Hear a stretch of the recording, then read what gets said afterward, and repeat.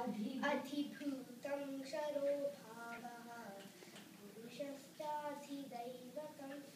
अधियज्ञोऽहमेवात्र देहे देहभृताम्बर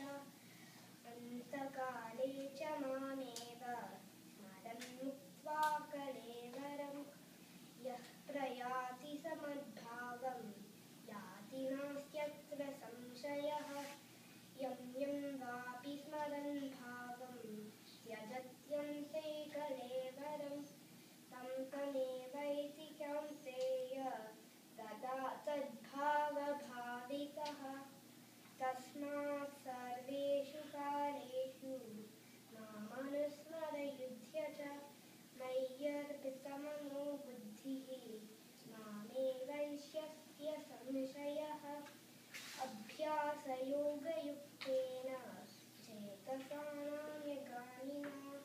परमं पुरुषं दिव्यं याति पार्थानुचिन्तयन् कविं पुराणं मनुशासितारम् अणोरणीयां समनुस्मरेद्यः सर्वस्य धातारमचिन्त्यरूपम् आदित्यवर्णं तमसः परस्तात् प्रयाणकाले मनसाचलेन भक्त्या युक्तो योगबलेन चैव भ्रुवोर्मध्ये प्राणमावेश्य सम्यक् सतं परं पुरुषमुपैति दिव्यम्।